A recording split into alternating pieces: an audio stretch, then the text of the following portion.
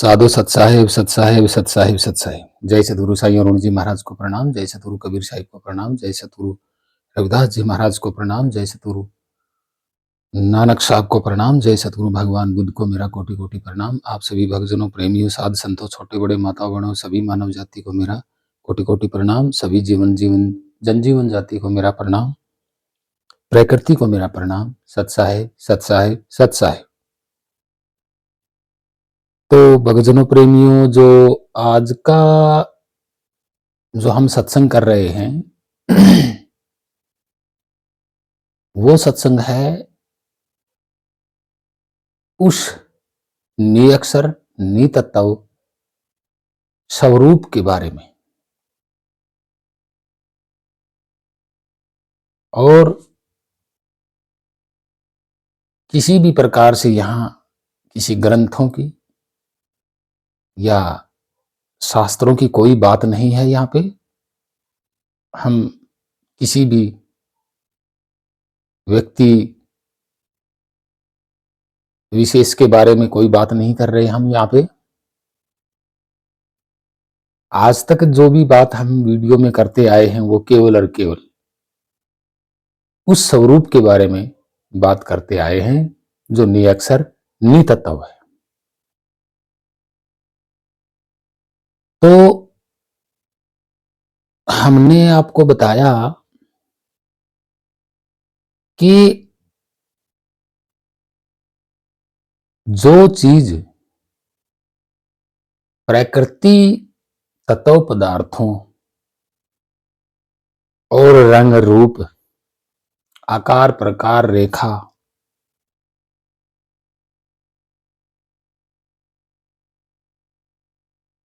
जो इनसे नहीं बनता है कोई स्वरूप, वो स्वरूप है। वो कहने का मतलब ये है कि जो वो स्वरूप है वो प्रकृति का जो आप मन में कोई भी विचार करें, कोई भी कैसा भी विचार करें, उस विचारों में या उन विचारों में वो मैचिंग नहीं करता है, बिल्कुल नहीं करता है। और वो स्वरूप कौन है? वो सभी जनजीवन प्राणियों का जो शरीर है उसी को चलाने वाला वो एक स्वरूप है। वो स्वरूप किसी भी प्रकार से किसी भी शरीरधारी प्राणी में अलग नहीं है। शरीर अलग हो सकता है, अलग अलग आकार प्रकार रंग रूप का भी हो सकता है, हो ही नहीं सकता। सबका शरीर आकार प्रकार में रंग रूप में अलग होता है और तत्व पदार्थों में अलग नहीं होता है। तत्व पदार्थ सेम होते हैं, किसी में कम होते हैं, किसी में ज्यादा होते हैं। तो तत्व पदार्थ रंग रूप रेखा या सुगंध या आना जाना, ये सब प्रकृति के अंडर में आते हैं। यानी कि ये खुद ही प्रकृति है। तत्व पदार्थ भी प्रकृति है, रंग रूप रेखा सुगंध, ये सब प्रकृति है। प्रकृति ही प्रकृति को छू सकती है और अन्यथा नहीं। जहां प्रकृति होती है वहां प्रकृति किसी से टकराएगी नहीं, छुएगी नहीं। तो मैंने पहले भी बताया था जो प्रकृति से किसी भी प्रकार से टकराता नहीं है वो नितत्व निअक्षर होता है।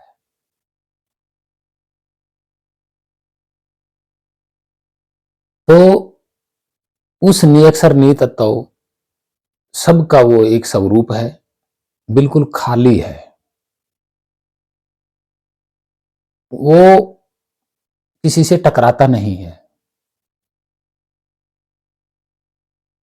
बिल्कुल नहीं टकराता है, क्योंकि तत्व तत्व से टकराएगा तो प्रभाव पड़ेगा, अनुभव में आएगा इस शरीर के। तो जो हम सब का जो एक स्वरूप है वो हमारे शरीर से कभी टकराता नहीं है, और ना ही हमें उसका कभी वजन लगता है। क्यों? क्योंकि वो तत्व पदार्थ है ही नहीं, वो अपने आप में ही एक स्वरूप है, और वो स्वरूप हर प्राणी के पास मौजूद है, और वो उस प्राणी का रियल स्वरूप होता है। जैसे चींटी चल रही है और चींटी का जो रियल स्वरूप है वही एक अविनाशी स्वरूप चींटी का भी है। रियल में चींटी का शरीर हम देखते हैं, लेकिन चींटी जो चलती है, जो चला रहा है, वही वो स्वरूप जो हमें चला रहा है, जो पूरी प्रकृति को चला रहा है, वही वो एक स्वरूप है। जैसे एक खाली स्थान में इसमें सब कुछ चल रहा है। समझते जाना इस बात को। अब ढोंगियों और पाखंडियों ने आपके साथ क्या करके रखा हुआ है ये मैं बता देता हूं, और इस वीडियो में आपको पूरी तरह से समझना है। तो शुरुआत करते हैं हम रियल बात पे।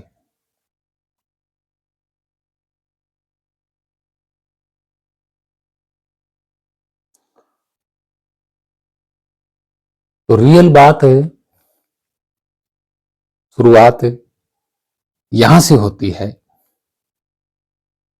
कि जब इस मनुष्य प्राणी ने अपने स्वरूप को जाना नहीं, और इसके मन में जो भर दिया गया है, वो क्या भर दिया गया है कि इस शरीर को जो चलाने वाला है वो है जीव। जीव के बाद एक आत्मा है, और आत्मा के बाद एक परमात्मा है।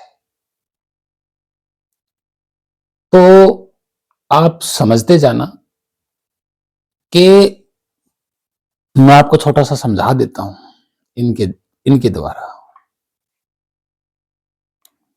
जैसे ये एक डब्बा है, ठीक है, आप देख रहे हो ये दो अलग अलग है, ये सबसे छोटा है, ठीक है, ये आप देख सकते हैं ये सबसे छोटा है, और इस छोटे वाले से ये फिर बड़ा है, और फिर इन दोनों से ये बड़ा है, ठीक है। अब जब देखेंगे तो तीनों अलग अलग दिखाई देंगे, एक स्वरूप में तो नहीं है, बिल्कुल नहीं है। तो हम प्रकृति को छोटे बड़े रूप में देख सकते हैं, दूसरों को भी दिखा सकते हैं, ठीक है। ये तो है प्रकृति का प्रमाण है, ठीक है। अब आपका जो स्वरूप है, क्योंकि ये तो तत्व पदार्थों से बने हैं, और जो आपका स्वरूप है वो तत्व पदार्थों से बना ही नहीं कभी, और ना ही किसी ने उसको बनाया, ठीक है। क्योंकि आपका स्वरूप अगर तत्व पदार्थ होता तो आत्मा का भी जो स्वरूप है वो भी तत्व पदार्थ होता, और फिर परमात्मा का भी स्वरूप जो है तत्व पदार्थ होता। अब ये तीनों ही जीव और आत्मा और परमात्मा, ये तीनों ही अगर तत्व पदार्थ होते तो जैसे मैंने दिखाया इस तरीके से ये दिखाई देते। लेकिन जीव भी तत्व पदार्थ से नहीं बना, आत्मा भी तत्व पदार्थ से नहीं बनी, परमात्मा भी तत्व पदार्थ से नहीं बना। तो आप जरा सोच के देखिए, इन तीनों में कोई तत्व पदार्थ नहीं है, तो इनको छोटा बड़ा किसने देख लिया? सबसे बड़ी तो ये सोचने वाली बात है भाई, इन तीनों को छोटा बड़ा किसने देख लिया, वो भी इन आंखों से। आपको पता है कि ये आंखें सिर्फ प्रकृति के स्थूल चीजों को देख सकती है, ये आंखें तो हवा को भी नहीं देख पाती, जो कि एक तत्व है। लेकिन वो तो तीनों ही तत्व नहीं है, तो फिर इन तीनों को छोटा बड़ा किसने किया? इन्हीं तीनों में से ब्रह्म परब्रह्म बना दिया, इन्हीं तीनों को जीव आत्मा, आत्मा परमात्मा, इन्हीं को, इसी एक स्वरूप को तीन भागों में बांट दिया और प्रमाण दे रहे हैं कि देखो ग्रंथों में लिखा है, शास्त्रों में लिखा है कि तुम जीव हो और तुम्हें कोई काल आएगा और पकड़ के ले जाएगा। तो आपको यह भी सोचना जरूरी है कि जो समय परिवर्तन होता है वही काल होता है, और वो काल परिवर्तन किस पे लागू है? पदार्थ पे, तत्व पे। जैसे हवा एक जगह नहीं टिकती, वो चली जाती है, तो वो क्या है? तत्व है। वहां क्या हो गया?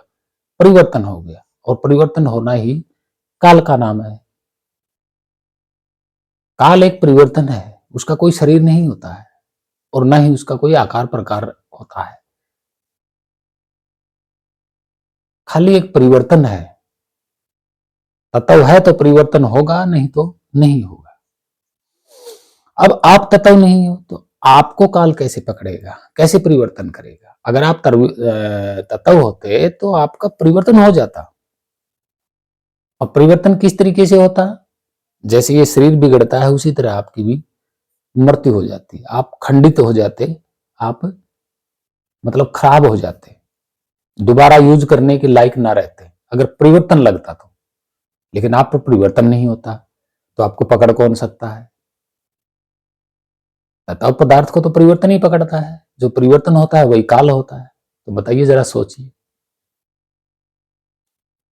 बड़ी सोचने वाली बात है, बड़ी गंभीरता में लेने वाली बात है। अब आगे सुनिए। अब जो ग्रंथों में, किताबों में आपको दिखा करके पढ़ा दिया और आपने मान लिया, बिल्कुल मान लिया। अब जरा सोचिए, आपको दिखाया भी नहीं, बिना वजह का, बेफालतू का, यूं ही आपके मन में भय और डर डाल दिया गया कथा कहानियों के जरिए, क्योंकि और तो इनके पास कोई जरिया है नहीं। भाई साक्षात दिखा दे तो पूरी दुनिया देखे कि हाँ, जीव इतना छोटा होता है, आत्मा इतनी बड़ी होती है और परमात्मा इतना बड़ा होता है। अब ये प्रकृति की नियमों के आधार पर ये आपको ज्ञान दे रहे हैं। प्रकृति के नियमों के आधार पर तो ज्ञान दे रहे हैं आपको, परमात्मा का और आत्मा का और जीवात्मा का। हालांकि ऐसा नहीं है।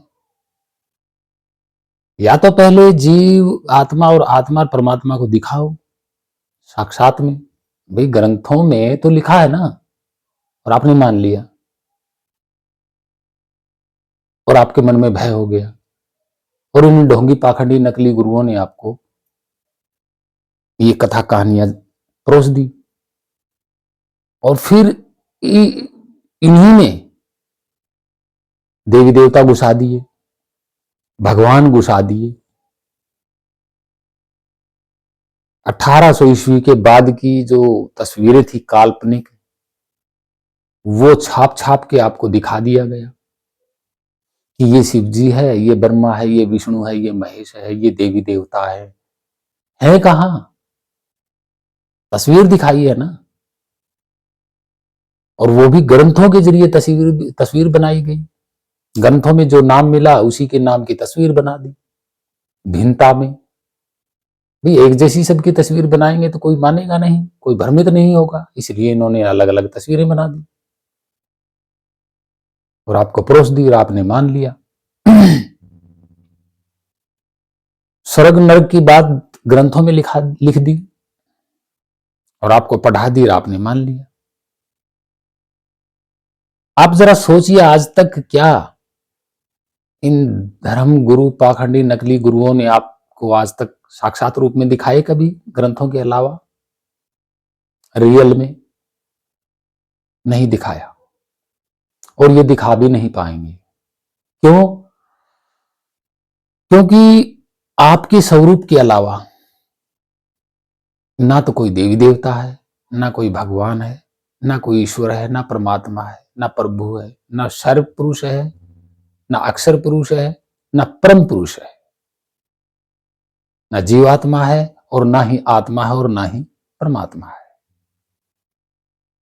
आपको ये जानना जरूरी है कि जब कोई आंखों से तत्व पदार्थ हम देख लेंगे तो नाम रखेंगे, या फिर हम इन कानों से बाहर सुन लेंगे प्रकृति में तो नाम रखेंगे, कोई भी चीज की आवाज, या फिर हम अपने हाथों से छू लेंगे तो हम नाम रखेंगे, या फिर हम नाक से किसी खुशबू को सूंघ लेंगे तब हम नाम रखेंगे, या फिर हमारे शरीर से कोई ऐसे टकरा जाएगा जो हमें दिखाई ना दे तब हम नाम रखेंगे। जैसे हवा का नाम रख दिया, सूंघा हमने तो खुशबू आंखों से तो दिखाई देगी नहीं, लेकिन सूंघा तो हमने नाम रख दिया खुशबू, जैसी भी है, अच्छी या बुरी।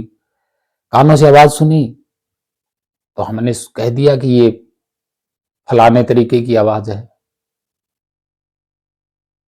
हाथों से पकड़ लिया तो भी हम कहेंगे कि ये इतना छोटा है, इतना बड़ा है, ये इसका नाम है। या कहीं आकाश में देख लिया तो उसका भी हम नाम रखेंगे, प्रकाश का भी नाम रख दिया हमने, क्योंकि देखा गया वो। यानी कि पूरे तरीके से प्रकृति इस सृष्टि के अनुभव में आ जाती है, तभी तो हम नाम रखेंगे। लेकिन जो आपका स्वरूप है, निज स्वरूप है, वो तत्व पदार्थ ही नहीं है। वो किसी तरीके से इस शरीर के साथ अनुभव या अटैच या इसके अंगों से अनुभव हो ही नहीं सकता। तो बताइए जरा, किस तरीके से हम उसका नाम रख देंगे? नहीं रख सकते। जो आपका निज स्वरूप है वैसा कोई दूसरा नहीं है। ये भी एक सत्य है। और ये कह रहे हैं कि जीवात्मा भी तत्व नहीं है, आत्मा भी तत्व नहीं है, परमात्मा भी तत्व नहीं है। तो इन तीनों को अलग अलग कैसे देखा गया जब ये तत्व ही नहीं है? तो भक्तजनों, प्रेमियों, ये जो बाहर की बातों को सुन के, क्योंकि आप तो बाहर की बातों को सुन रहे हैं, तो बाहर क्या है?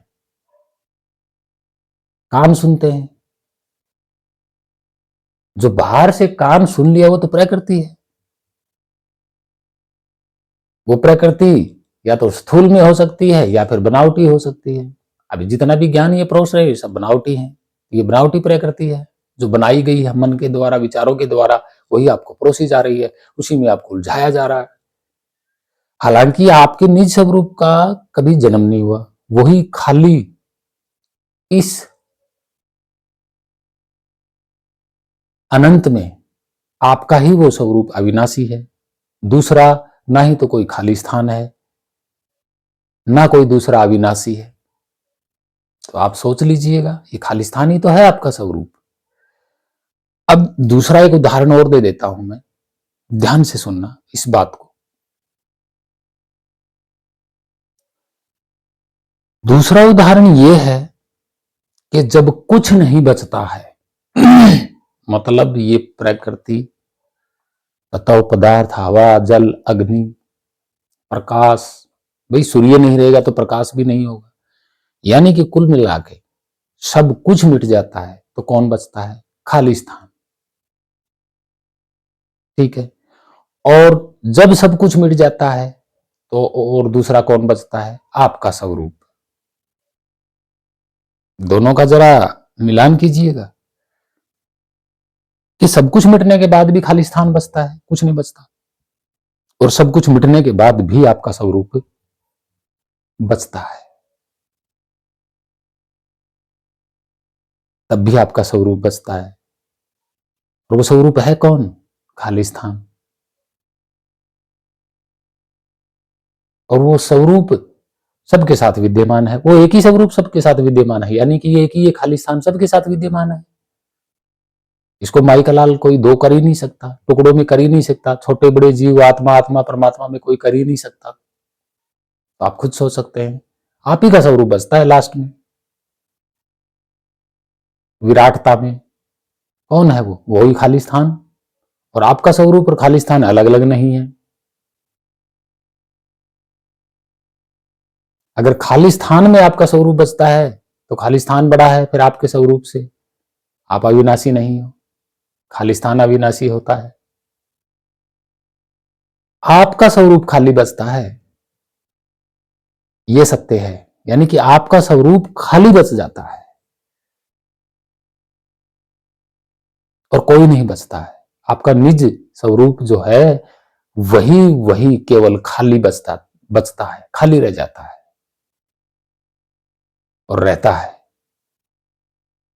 वही महागूंज, केवल और केवल वही महागूंज आप ही का स्वरूप बचता है।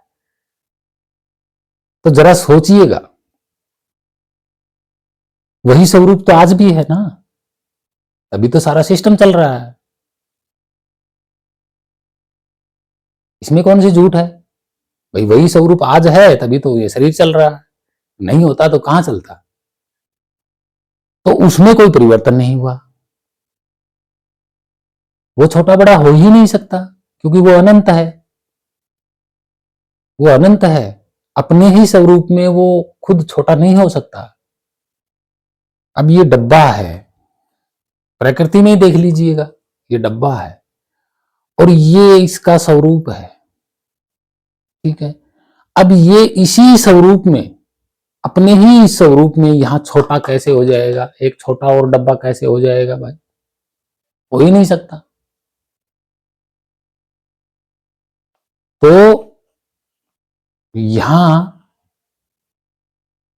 कोई जीव आत्मा नहीं है, ना कोई आत्मा है और ना कोई परमात्मा है। जो आपका निज स्वरूप है वही विराट स्वरूप है, जिसकी कोई सीमा ही नहीं, वो अनंत है और वही खाली बचता है। एक बार फिर कहता हूं कि अंत में सब कुछ मिटने के बाद आपका स्वरूप केवल और केवल खाली बचता है और कुछ नहीं बचता। आप हिसाब लगा लीजिए, आप भी तो आज भी तो हो आप, और आपको कौन पकड़ पाएगा? पकड़ने वाला कोई बचता ही नहीं है तो आपको कौन पकड़ेगा, कौन मारेगा? जरा सोचिए। ये सब पाखंडी नकली धर्मगुरु आपको उल्टा ज्ञान दे रहे हैं, उल्टा पढ़ा रहे हैं सब कुछ, और वो भी भय के साथ। उल्टा भी पढ़ा रहे हैं और भय भी प्रकट कर रहे हैं आपके मन में। क्योंकि क्यों कर रहे हैं मन में भय? क्योंकि आपने अपने स्वरूप को जाना नहीं, बस। हाँ, आप जान लेते, पूरी तरह से परख निरख कर लेते आप अपने स्वरूप की, तब आप मिलान करते, मैचिंग करते कि मेरे जैसा कोई और मुझसे बड़ा है भी या नहीं। ये चीज आपको कभी इन ढोंगी पाखंडी संतों ने आपको बताई नहीं, ना ही आपको आपके स्वरूप का कभी भेद बताया, ना पहचान बताई, क्योंकि इनको खुद को नहीं पता है। इसलिए सीधा ये ग्रंथ उठाते हैं लिखे हुए, वो भी 1400 ईस्वी के बाद के लिखे हुए, और छपे हुए हैं 1923 के बाद। वही खोल खोल के आपको दिखा रहे हैं, कह रहे सतलोक अलग है। जब आपका स्वरूप बचता है ओनली सब कुछ मिटने के बाद, तो वहां तो कोई सतलोक वगैरह कुछ बचता ही नहीं है, कोई लोक नहीं बचता वहां पे, केवल और केवल खाली आप ही का स्वरूप बचता है, उसमें कुछ होता ही नहीं है। तो इनके बनाए हुए सतलोक फिर कहां मिट जाते हैं? ये कह रहे हैं कि केवल और केवल सतलोक बचता है और उसमें कबीर साहिब बैठे हुए। देखो, जब ये मन गढ़ंत ग्रंथों में पढ़ा रहे हैं तो साक्षात में क्यों नहीं दिखा रहे डायरेक्टली? जब ये डायरेक्टली पढ़ा सकते हैं तो डायरेक्टली दिखा भी तो सकते हैं। और फिर मंत्र किसके दे रहे हैं? जब वही सब कुछ मिटने के बाद आप ही का खाली स्वरूप बचता है तो मंत्र किसका बचता है? यहाँ पे किसका मंत्र पढ़ोगे? क्योंकि आपका स्वरूप तो कोई मिटाने वाला है नहीं माई का लाल, और ना ही आपके स्वरूप जैसा कोई दूसरा स्वरूप है, ना ही वो एक से अनेक हो सकता, ना ही वो कहीं आ सकता ना जा सकता, उसको हिलने के लिए जगह नहीं है कहीं खाली। अविनाशी है वो तो, अजर अमर, उसको कोई छू भी नहीं सकता, उसको कोई देख ही नहीं सकता, उसको कोई सुन ही नहीं सकता, उसको कोई सूंघ नहीं सकता, उसको कोई पकड़ नहीं सकता। तो बताइए जरा, सोचिए। और फिर दूसरा ये भी है, जब आपका मन, चलो मान लेते हैं कि आपके स्वरूप को आपको नहीं पता, इन ढोंगी पाखंडियों ने नहीं बताया, ठीक है, आपके मन के बारे में भी तो नहीं बताया इन्होंने, ढोंगियों ने, कि आपके मन की भी कोई सीमा नहीं है, आपके मन की भी कोई सीमा नहीं है, जो कि आप ही से उत्पन्न हुआ है। तो आप सोच लीजिएगा, जिस मन की कोई सीमा, रूप रंग रेखा नहीं है, और वो कितना विराट होगा, और वो विराट मन आपसे उत्पन्न हुआ है, तो आप कितने विराट होंगे, ये तो सोचिए जरा। और फिर विचार, आपके विचार भी तो देखो ना, विचारों का ही कोई रंग रूप आकार प्रकार नहीं है, विचारों की कोई सीमा नहीं है। ये तीन चीज आपको कभी इन ढोंगी पाखंडियों ने ना ही तो इसके बारे में बताया, और ना ही इन तीनों को कभी दिखाया, सिर्फ पढ़ाते हैं। ऐसा नहीं है, इनके खुद के पास भी विचार हैं, खुद के पास भी, इन ढोंगियों के पास मन है, और खुद भी ये शरीर में मौजूद है। इन्होंने जब अपने आप के बारे में नहीं जानते कि भाई मैं कहां से आया, तो आपको कौन सा ज्ञान दे रहे हैं? तो भक्तजनों प्रेमियों, ऐसा नहीं है जो ये ढोंगी पाखंडी ज्ञान दे रहे हैं आपको उल्टा सीधा। रियल यही है कि आपका स्वरूप ना कभी मिटा है, ना कभी मिटेगा। वो अनंत है, आदि है, शाश्वत है, सनातन है, सर्वव्यापी है। आप ही का स्वरूप हर जगह मौजूद है, क्योंकि उसके लेवल का, उससे ऊंचा कोई है ही नहीं, ना ही उसके कोई बराबर का है। वही स्वरूप एक है, अनंत है, बिल्कुल खाली, कोरा करारा, जिसमें कोई किसी प्रकार का दाग या रंग रूप रेखा प्रकाश कुछ नहीं है, कुछ भी नहीं है। खाली आपका स्वरूप, खाली, ओनली खाली आपका स्वरूप। और वो आज भी वैसा ही है जैसे पहले था। वो है अविनाशी तो आपका स्वरूप। आप भूले बैठे हो इन पाखंडियों के चक्कर में। आप किसका मंत्र जाप कर रहे हो? कौन से भगवान, कौन से आत्मा परमात्मा का मंत्र जाप कर रहे हो? कौन से भगवान की आरती पूजा पाठ कर रहे हो भाई? हे भक्तजनों प्रेमियों, पहले अपने स्वरूप की पहचान कीजिएगा, उसको ढूंढिएगा, है आपके पास ही, उसको खोजिएगा, और फिर मैचिंग कीजिएगा अन्य आत्मा परमात्मा या ब्रह्म पर ब्रह्म से। आपको कोई दिखाई ही नहीं देगा आपके स्वरूप के अलावा। यही सच है, और वो सच आज भी तो है मौजूद, और उसके लिए कोई मंत्र जाप नहीं करने होते, बिल्कुल नहीं करने होते। आपको विचारों को समेटना है, और मन को भी समेटना है।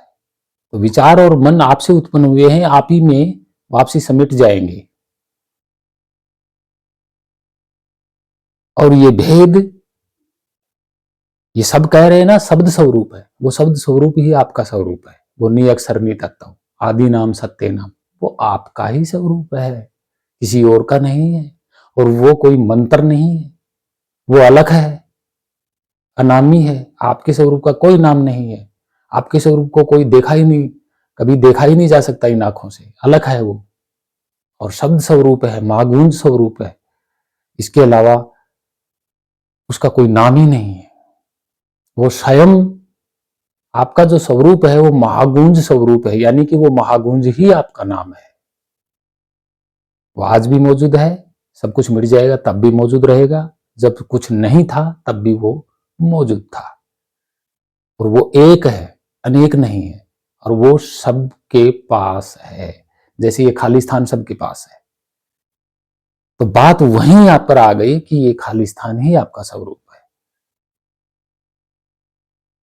और सहज समाधि में ही मिलेगा, शरीर को तंग करके नहीं, मन में हलचल पैदा करने से नहीं मिलेगा आपका स्वरूप, ना ही कोई मंत्र पढ़ने से मिलेगा। भैया आपके स्वरूप का कोई नाम मंत्र है ही नहीं, उसको तो खाली जानना है, चुप रह करके, स्थिरता में रह करके। भाई सतगुरु कबीर साहिब की एक अहम रियल वाणी है, उस पर गौर कीजिएगा। तन थिर मन थिर और वचन थिर और पवन थिर, सुरती नृत्य थिर होए, कहे कबीर उस दास को कल्प न वाप्य कोई। फिर वहां आना जाना खत्म हो जाता है। आपने जान लिया, समझो खत्म हो गया आना जाना। आना जाना का मतलब क्या? कन्वर्ट होना प्रकृति में, कभी प्रकृति में रहना कभी इधर, मतलब रहोगे एक ही जगह स्थिर, लेकिन प्रकृति सामने नहीं आएगी आपकी। प्रकृति जो चल रही है ना, वो सामने नहीं आएगी। यही सत्य है। सब कुछ वहां आप ही का, खाली आप ही स्वरूप में, अपने ही स्वरूप में आप समा जाओगे। ये ध्यान आप ही का तो है, और ये ध्यान विदेही है, और आपका स्वरूप भी विदेही है, और वो अधरवास में है, वो किसी पे टिका हुआ नहीं है। यानी कि ये खाली स्थान किसी पे टिका हुआ नहीं है, अधरवास में है ये, सब कुछ इसमें चल रहा है, यानी कि आप ही के स्वरूप में सब कुछ चल रहा है, और वो आपके पास ही तो है। भाई आप अपने ही पास में हो, ये थोड़ा ही है कि आप कहीं और हो और आपका स्वरूप कहीं और है, ऐसा नहीं है। ये डब्बा है, ये डब्बा ही स्वरूप है, ठीक है। ये डब्बा भी है, ये डब्बे का स्वरूप भी है तो दोनों एक ही जगह पे। अब ये थोड़ी ना हो सकता है कि डब्बा यहां होगा और स्वरूप इस जगह पे होगा, ऐसा नहीं हो सकता। तो इसका मतलब यही है, आप भी यही हो इस शरीर के पास, तो आपके स्वरूप में, आप अपने स्वरूप को खोजिएगा, वो अधरवास में है। वही है वो सूरत सकल रूप रंग आपका, किसी और का नहीं, दूसरे का है ही नहीं वो, ना किसी, मतलब किसी दूसरे का नहीं है, आपका है, खुद का, निज निज नाम, निज स्वरूप। उसमें आप ध्यान लगाइए, किसी भेदी सतगुरु की शरण में जाकर के उसकी पहचान और उसका भेद पूछिए। कोई सच्चा संत आपकी पहचान को और भेद को बताएगा, तभी तो ये बात क्लियर होगी। आप ध्यान लगा रहे हो प्रकृति में, कभी ध्यान लगा रहे हो मंत्रों में, कभी ध्यान लगा रहे हो मूर्तियों में, कभी पूजा पाठ में, कभी कहीं कभी कहीं। अरे भाई आपका ध्यान विदेही है, तत्व पदार्थ में समा ही नहीं सकता, कैसे समा जाएगा? भाई ध्यान कोई तत्व पदार्थ थोड़ा ही है, जहां मर्जी टकरा जाएगा। तत्व तो तत्व से टकराएगा, तत्व जो है तत्व से ही टकराएगा, पदार्थ पदार्थ से टकराएगा। और ये है ही नहीं, ना आपका ध्यान तत्व पदार्थ, ना आपका स्वरूप तत्व पदार्थ, और ना आपका मन तत्व पदार्थ, ना आपके विचार तत्व पदार्थ। अब ये चारों तत्व पदार्थ है नहीं, तो आप बताइए तत्व पदार्थ में कैसे समा जाएंगे?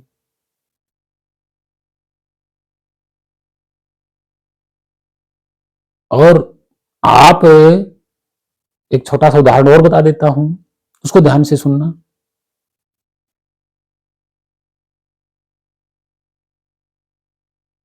अगर आप सोचते हो कि मेरा ध्यान तत्व पदार्थ में समा सकता है, तो एक बात नोट कर लो, अगर आपका ध्यान विदेही है और तत्व पदार्थ में समा सकता है,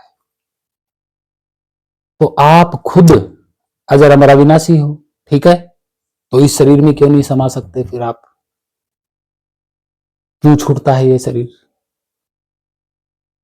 जरा सोचिए। अगर आप का ध्यान किसी तत्व पदार्थ में समा सकता है, तो आपका मन भी किसी तत्व पदार्थ में समा सकता है, आपके विचार भी किसी तत्व पदार्थ में समा सकते हैं, और जब ये तीनों चीज समा सकते हैं तत्व पदार्थ में, तो आप भी तत्व पदार्थ में समा सकते हैं। ठीक है, और वो तत्व पदार्थ क्या बन जाएगा? अमर हो जाएगा, अमर हो जाएगा, क्योंकि आप अमर हो, अविनाशी हो, आपको किसी ने बनाया नहीं। और जब आप इसमें समा गए तो ये डब्बा अमर हो जाएगा, यानी कि ये शरीर में अगर आप समा गए तो शरीर अमर हो जाएगा, कोई मार ही नहीं पाएगा। और ऐसा कभी हुआ नहीं, ना ही कभी होता, क्योंकि ध्यान इसमें समाएगा ही नहीं, ना विचार इसमें समाएंगे, ना मन इसमें समाएगा, तो आप कैसे समा जाओगे? ये विचारने वाली बातें हैं। कि अब आप एक उदाहरण और सुनो। ये खाली स्थान देख रहे हो आप, जिसमें सब कुछ चल रहा है, ठीक है? क्या ये खाली स्थान आज तक किसी में समाया है? सोच के बताइए जरा। क्या ये खाली स्थान आज तक किसी में समाया है? नहीं समाया, कभी नहीं समा सकता। क्या ये खाली स्थान आज तक किसी से टकराया है? नहीं। क्या इतना बड़ा खाली स्थान है, क्या इस शरीर पे कभी वजन डाला है? नहीं डाला। क्या इस खाली स्थान के कोई टुकड़े कर पाया? नहीं। क्या इस खाली स्थान को कोई पकड़ पाया? नहीं। जिस तरीके से ये खाली स्थान है, वैसा का वैसा सेम टू सेम आपका स्वरूप है, सेम टू सेम, कोई फर्क नहीं, कोई भी फर्क नहीं।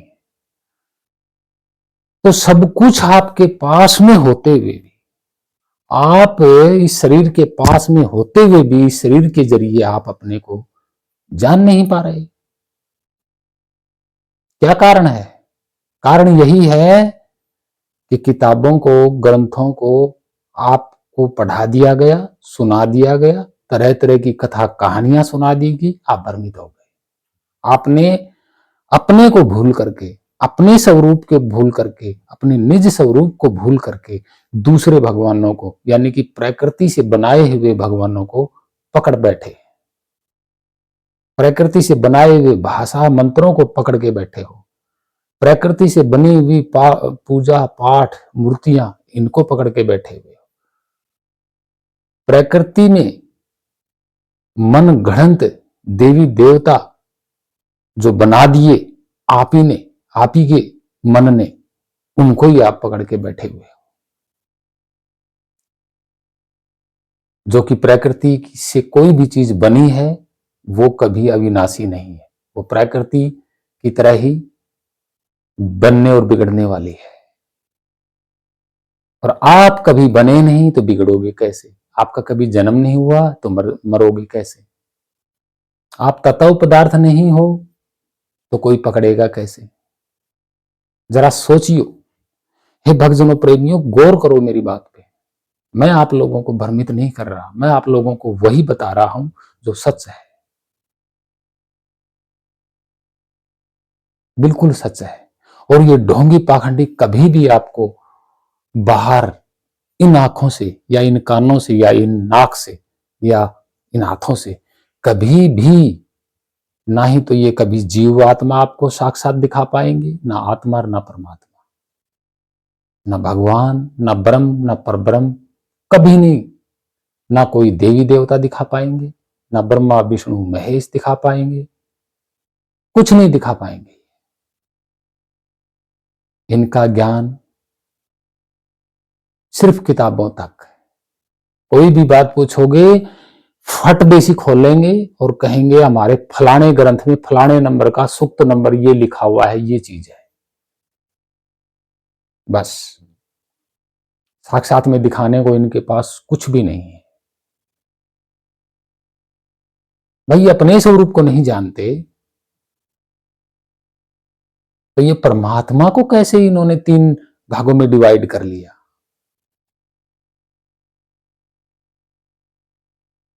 नहीं, भक्तजन प्रेमी ऐसा नहीं है। आपका स्वरूप ही है वो, वो डिवाइड नहीं है और ना ही उसका कोई नाम है। अंतिम सत्य यही है बस। और वो आप ही हो, दूसरा कोई नहीं है, कोई भी नहीं है माइका लाल दूसरा। अगर कोई कहता है कोई दूसरा है तो वो पहले अपने स्वरूप को दिखाए और फिर दूसरे को दिखाए। बिना तत्व पदार्थ का होना चाहिए बस, और दिखाए।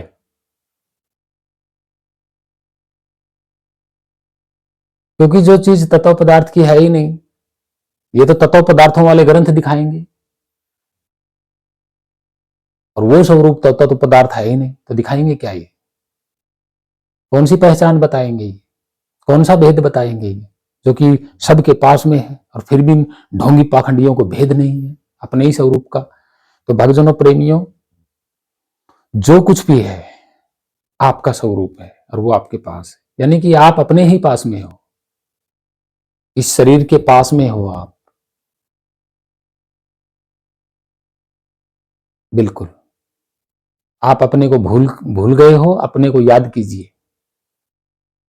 और पता नहीं कब से भूले हुए हो, ये मौका है, मनुष्य मौका, याद कर लीजिएगा अपने स्वरूप को।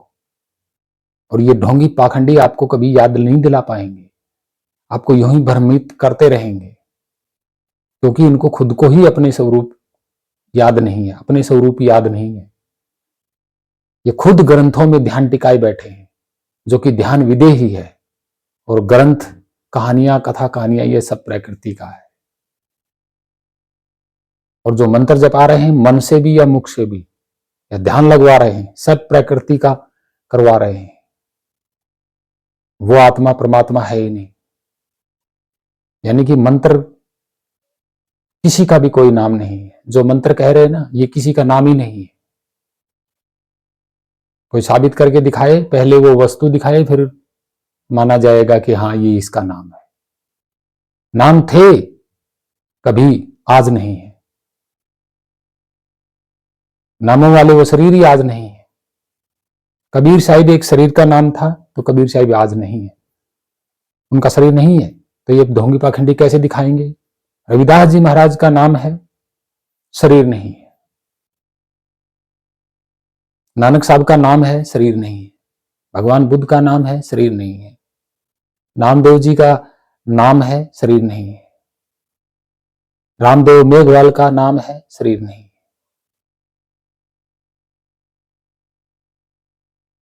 लेकिन ये ढोंगी पाखंडी क्या कह रहे हैं? क्या कह रहे हैं? कि सतलोक में कबीर साहिब बैठे हुए हैं। भक्तजनों, प्रेमियों, अगर कोई अविनाशी है, अगर उसका नाम ये बता रहे हैं, या सत नाम बता रहे हैं, या सार नाम बता रहे हैं, या सत्य नाम बता रहे हैं, तो नाम और वस्तु दोनों ही अविनाशी होनी चाहिए। नाम और वस्तु दोनों अविनाशी होनी चाहिए, वही तो अविनाशी होता है। अब कबीर साहिब का शरीर नहीं है, नाम है, तो अविनाशी नहीं हुए। भी नाम बच गया, शरीर नहीं बचा, तो अविनाशी कैसे हुआ? लेकिन वो अजर अमर अविनाशी तो है। वो क्यों नहीं दिखा रहे? खाली नाम क्यों पकड़ा रहे?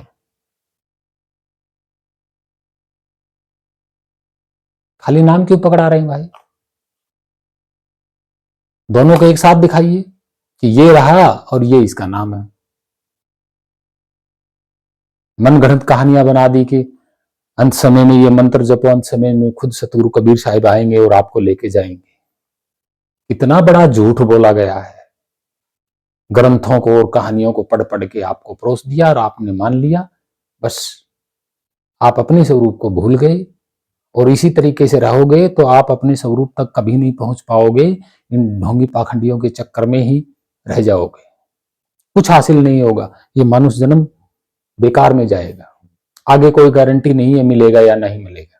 तो भक्तजनों, प्रेमियों, अभी भी अपने स्वरूप को याद कीजिएगा, संभल जाइएगा, और भेदी सतगुरु के शरण में जाकर करके पहचान और भेद जानिएगा। तभी आपका कल्याण हो सकता है, अन्यथा नहीं हो सकता। तो भक्तजनों, प्रेमियों, यही मेरा कहना था, और यही मैं आप लोगों को बताना चाहता था कि आप खुद ही वो हो जो कुछ भी है, और आप बाहर ध्यान भटका रहे हो प्रकृति में। यही आपकी सबसे बड़ी अज्ञानता और मूर्खता है, जो कि आपने अपने को याद नहीं किया बस। और वो हम आपको याद दिला रहे हैं कि याद कीजिए, कैसे हो आप, क्या रंग है, क्या रूप है, तभी सब कुछ सच सामने आएगा, अन्यथा नहीं आएगा। तो भक्तजन प्रेमियों, आशा करता हूं आपको ये वीडियो अच्छी लगी होगी। ये बिल्कुल सत्य अध्यात्म वीडियो है, कोई मनगढ़ंत कहानी नहीं है। और हमारे कुछ वीडियो में हमारे नंबर लिखे हुए हैं, और इस वीडियो में भी है, नंबर मिल जाएगा, और आप हमसे संपर्क कर सकते हैं। नो डाउट, किसी प्रकार का कोई अगर सवाल है, प्रश्न है, तो आप पूछ सकते हैं। तो भेदी सतगुरु की शरण में जाइए। अगर नहीं मिलते हैं भेदी सतगुरु, तो हम आपको आप ही के स्वरूप की पहचान और भेद बताएंगे। फिर आपके सामने सत्य आ जाएगा, फिर देखना कि कौन बड़ा है, कौन क्या है। और ऐसा नहीं है कि वो नहीं है, लेकिन वो आपका स्वरूप है, किसी और का नहीं है। ये सच है।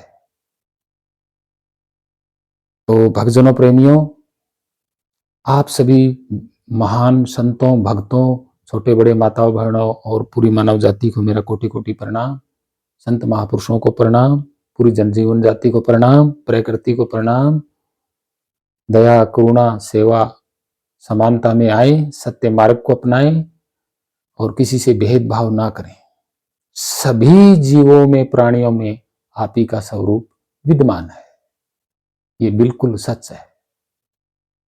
तो भक्तजनों, प्रेमियों, प्रणाम। सत साहेब, सत साहेब, सत साहेब, सत साहेब।